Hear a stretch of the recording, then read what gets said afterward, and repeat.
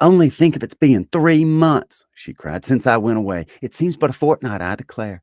And yet there have been things enough happened in the time. Good gracious, when I went away, I was sure I had no idea of being married till I came back again, though I thought it would be very good fun if I was.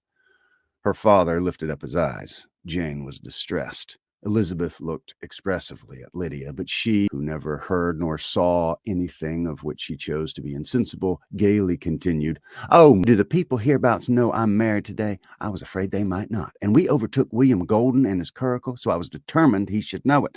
And so I let down the side glass next to him, and I took off my glove and let my hand rest on the window frame so he might see the ring. And then I bowed and smiled like anything." Elizabeth could bear it no longer. She got up and ran out of the room and returned no more till she heard him passing through the hall to the dining parlor.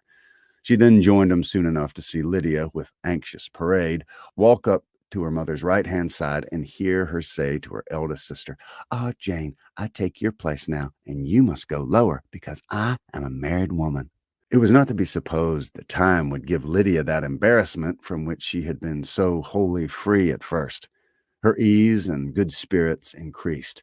She longed to see Mrs. Phillips, the Lucases, and all their other neighbors, and to hear herself called Mrs. Wickham by each of them. And in the meantime, she went after dinner to show a ring and boast of being married to Mrs. Hill and the two housemaids. "Well, Mamma," said she, when they were all returned to the breakfast room, "and what do you think of my husband? Is he not a charming man?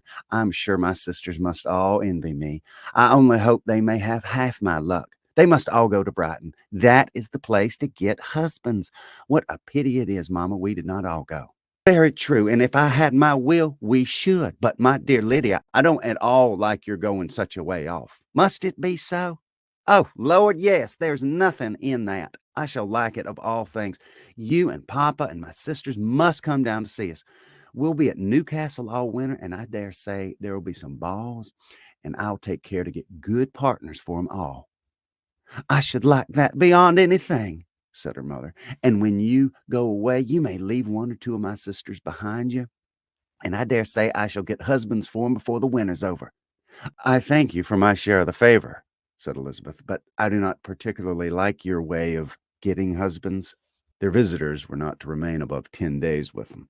Mr. Wickham had received his commission before he left London, and he was to join his regiment at the end of a fortnight.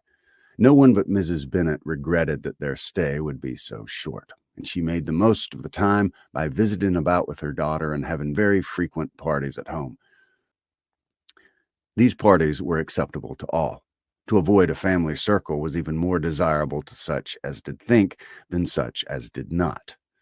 Wickham's affection for Lydia was just what Elizabeth had expected to find it, not equal to Lydia's for him.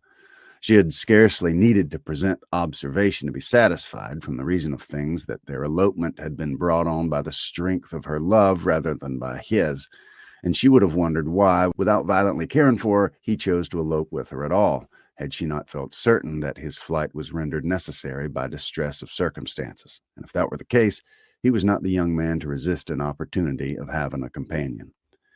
Lydia was exceedingly fond of him. He was her dear Wickham on every occasion.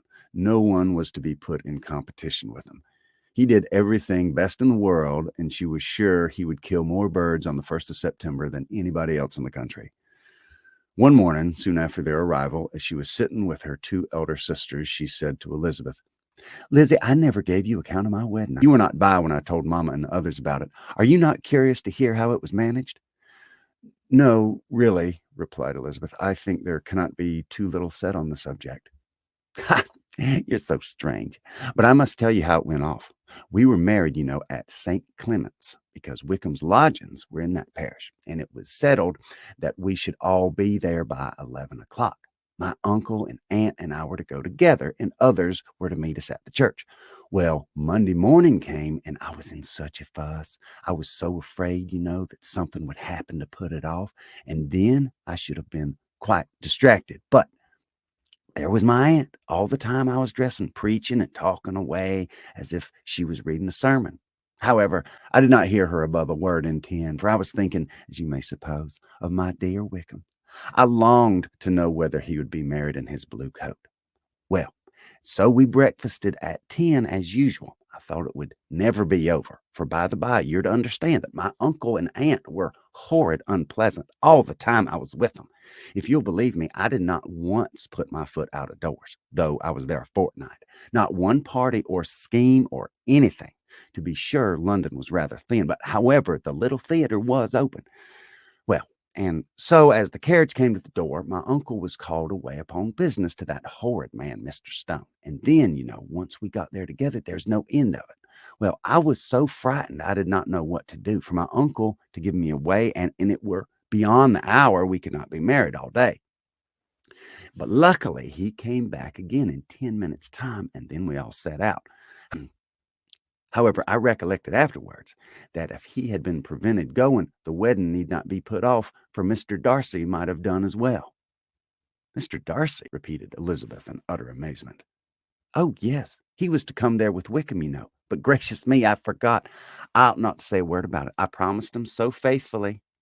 What will Wickham say? It was such a secret. If it was such a secret, said Jane, say not another word on the subject. You may depend on my seeking no further. Oh, certainly, replied Elizabeth, though burning with curiosity. We'll ask you no more questions.